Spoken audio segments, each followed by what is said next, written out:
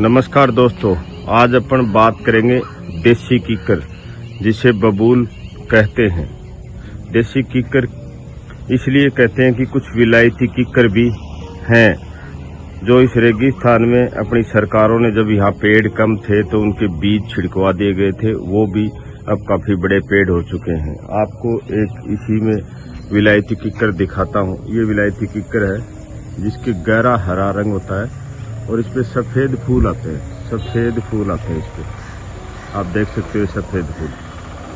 जबकि अपनी जो देसी कीकर है उसके ऊपर पीले फूल आते हैं और हल्का हरा रंग होता है। ये आप देख सकते हो, ये आप देख सकते हो। देसी कीकर के औषधीय पेड़ है ये।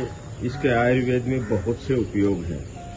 इसकी छाल, पत्ते, जड़ व फल कई रोगों में काम में आता है।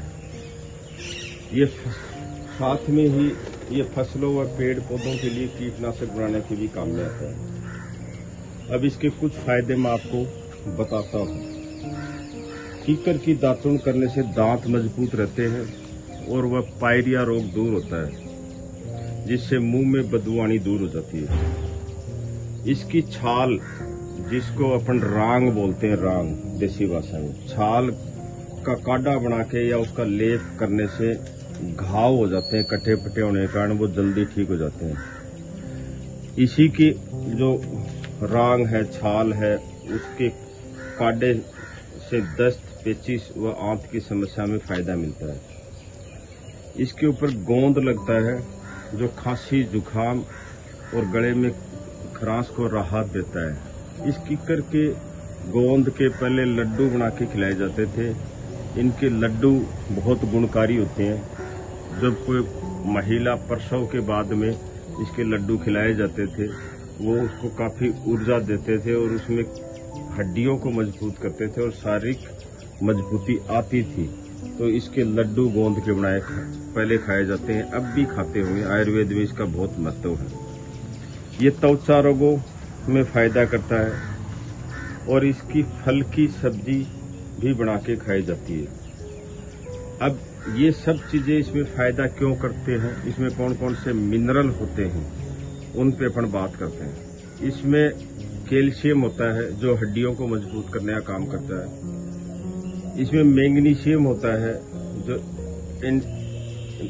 मैग्नीशियम होता है, साथ में ही पोटेशियम होता है जो बीपी को कंट्रोल करता है। इसमें आयरन भी होता है जो हीमोग्लोबिन के काम में आता है। इसमें जिंक होता है जो घाव भरने के काम में आता है। इसमें कॉपर होता है जो नया रक्त निर्माण में काम में आता है। और इसमें फास्फोरस होता है जो हड्डी और दांतों को मजबूत करने के साथ साथ ऊर्जा देता है। इसका गोंद गर्म तासीर का होता है, गर्म तासीर का। इसके साथ ही कतीरा गोंद और बोलते हैं। कतीरा गोंद अलग पेड़ होता है। कतीरा गोंद जो इसकी पेड़ पे, इसकी शाखा पे गोंद लगता है, इसके भी गोंद लगता है। और कतीरा पेड़ होता है, उसके भी लगता है। कतीरा गोंद ठंडी तासीर का होता है, वो गर्मियों में खाया जाता है।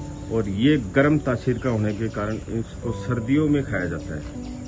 साथ में ही इसके फसलों के ऊपर, फसलों में बहुत से कीटनाशकों के लिए इसका उपयोग किया जाता है। साथ में ही इसमें कार्बोहाइड्रेट होते हैं 80 से 90%, जो प्राकृतिक जटिल कार्बोहाइड्रेट होते हैं जो धीरे धीरे डाइजेस्ट होते हैं, पचते हैं, जिससे अपने शरीर को धीरे धीरे एनर्जी मिलती रहती है। इसमें फाइबर गोंद में होते हैं, सोल्यूबल फाइबर होते हैं बहुत ज्यादा। ये शरीर में विषैले तत्वों को धीरे धीरे बाहर निकालते हैं। इसमें प्रोटीन भी 2 से 3% होती है। साथ में थोड़ी बहुत विटामिन बी एंड सी भी होती है और एमिनो एसिड भी होते हैं। इसका फसलों पे होने वाले उपयोग के बारे में भी मैं आपको बताता हूँ कि जब इसकी छाल को के साथ थोड़ी चीजें और डाली जाती है। इसकी छाल से एथेनॉल एल्कोहल निकलती है। उसको फर्मेंटेशन करके, उसको गर्म करके 5-10 दिन मतलब क्या है कि उसको मटके में बंद करके जो सॉल्यूशन बनता है, उसका यदि फसल के ऊपर आप स्प्रे करोगे तो फूल अच्छे आएंगे और फल अच्छे ग्रो करेंगे और अच्छा जर्मिनेशन फलों का होगा उसमें। दूसरा इसका उपयोग है, यदि आप बेल पत्तर का पेड़ होता है, उस बेल पत्तर के पेड़ में बेल फटने लग जाते हैं कई बार, अपने आप जो फल लगते हैं, वो बेल के फल ना फटे उसके लिए इसको जो तंबाकू होती है उसके साथ इसकी छाल को उबाल के स्प्रे की जाती है और वो 100% बंद हो जाते हैं फल फटने।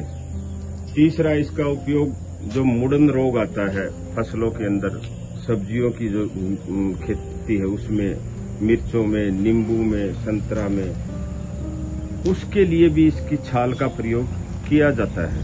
तो इसलिए ऐसे बहुत सी दवाएं हैं जो खेती में भी इसका उपयोग होता है। इसका कभी दोबारा वीडियो बनाएंगे, आपको बताएंगे कि कैसे उपयोग करते हैं। ये बहुत ही बहु उपयोगी पेड़ है जो आज धीरे धीरे विलुप्त हो रहा है, बहुत कम देखने को मिलता है आजकल। तो ये जहां भी दिखे इसको विलायती कीकर ना समझ के इसका संरक्षण किया जाए। ये राजस्थान का मुख्य खेजड़ी के बाद में दूसरा मुख्य पेड़ है जो यहाँ की जीवन रेखा को आधार माना जाता है। धन्यवाद साथी।